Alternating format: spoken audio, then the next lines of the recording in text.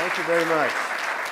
I'll tell you what we're going to do today. I want to walk through Shark Tank a little bit, about the making of Shark Tank, now going to its 9th year, obviously a very successful format for many, many reasons. But there's a lot of lessons to be learned about management skills, about presentation, about venture capital from the experiences of that. So I'm going to take a case study.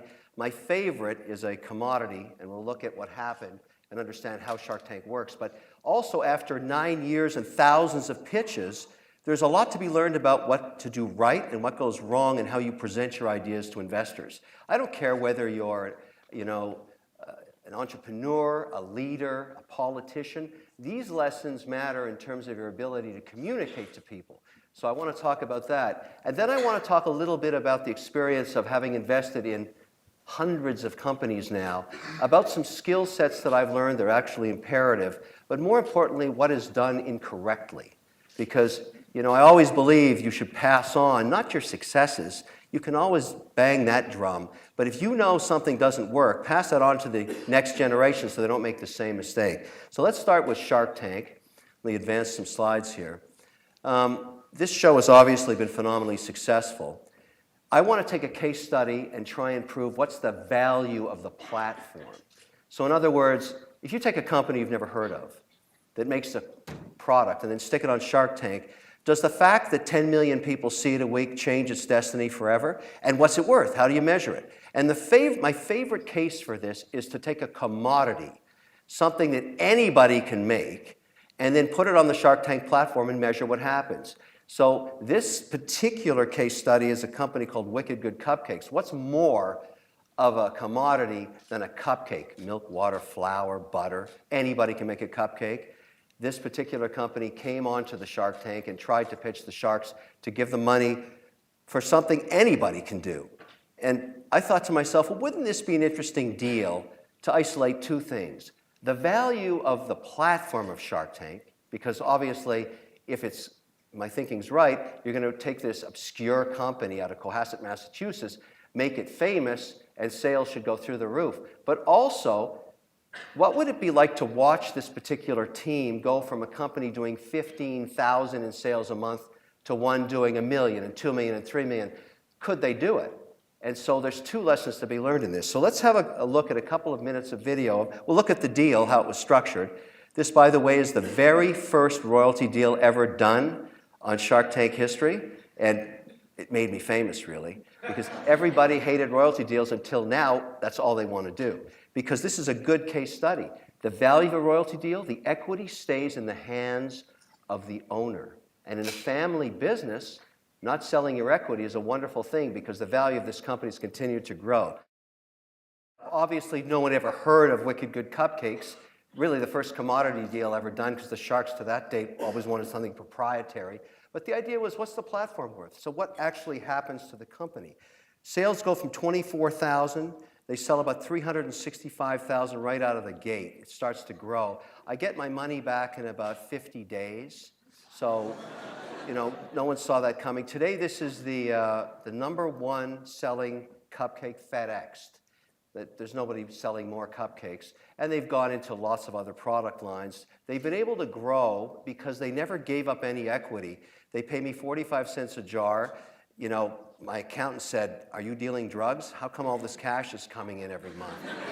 But it shows the very symbiotic relationship. Our interests are totally aligned. I want to do everything I can to grow sales. I have no equity in the business. However, at some point when this gets acquired, probably by a large brand that's in retail, because they're already involved in several deals right now, they'll have to buy out that royalty stream. So there are other structures that work in venture that leave the equity, and particularly a family business like this, aligned. But there's a lot of secrets taught about this particular company in terms of what they've done with the platform. We've grown. We're actually at 43 employees now. So this is the essence of what makes entrepreneurs great. They create jobs. We have commercial kitchens in multiple cities. We have gluten-free commercial kitchens. The brand continues to grow. We're in lots of different product categories. But what's really going on here, and this is the essence of what the secret sauce of Shark Tank is, the #1 challenge of any small business, particularly ones that do e-commerce. This is an e-commerce company. It's a very small amount that they sell in retail. The biggest challenge, and you'll face this in your own lives for sure, is customer acquisition costs. The cost of acquiring a customer online is really high sometimes, because how do you differentiate your product or service from the millions of other products offered online all around the world? And what these two women figured out pretty quickly is if they could somehow stay on television and stay in the ecosphere of network TV and keep their story in the public through every social media platform they could, their customer acquisition cost was zero. Zero. Zero. Do you know how powerful that is in a business when there is no cost of acquiring the incremental customer? And that's exactly what they did. They continued to stay on network TV. Here they are in 2020, shooting in New York City. Here they are shooting an update, because their story was so compelling for network, they stayed on all the daytime shows. This is a daughter and a mother, slowly building their business, telling their story, keeping it relevant on social media, talking about their trials and tribulations with their customers, getting ever more popular. Here they are in Boston the moment they sold their millionth jar. In case you're counting, that's 450,000 to me. I'm very happy about that. But of course, we covered it on network television. More free customers, more and more and more. So the whole deal with a small business is to find out how your story can become compelling to your customer and stay in touch with them. These two ladies have become masters of staying on every platform they can find and continuing to tell their story. It's a very successful business now. They've been driving down their costs dramatically, but that actually is the secret of Shark Tank. If you ever get there and you get to pitch to the sharks and they offer you a very aggressive deal, it's because they figured out how valuable they are. If you can just get on the show, that's value. But the real value is to get into the ecosphere where you're followed every single year with an update. Because there's such a tremendous interest in the stories, the good, the bad, and the ugly, the trials and tribulations of these companies going through their journey, that it's incredibly fascinating television and social media. And indeed, most of the sharks have set up their own social media divisions. I have, I think now, 12 terabytes of content of all my companies on a cloud-based server, all categorized and indexed so that anytime there's a story about any of one of my 34 companies, we can send content to whatever that platform is about pictures, video, radio, print, whatever it is, to provide them with just more stuff to put out there. Again, always trying to get our costs down in customer acquisition. So that's probably the most interesting aspect of what Shark Tank has done. And you can actually see it by the numbers. If you looked at venture since the 50s and look at the returns on venture capital, the typical Charles River research, they were the first out of Boston to start doing this.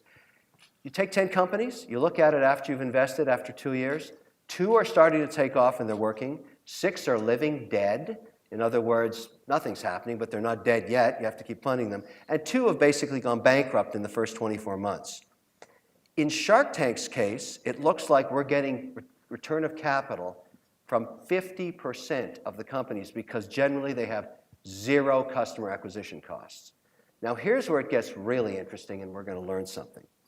After all these years and all these companies, and many, many, many, many trials and tribulations, both good, bad, and ugly, here's what I've learned, and this is remarkable data for me. Not some of my returns, all of my returns have come from the companies either owned or run by women. Now, why is that? Why is that? Because frankly, I would give money to a goat if I could get a return. I've said that many times.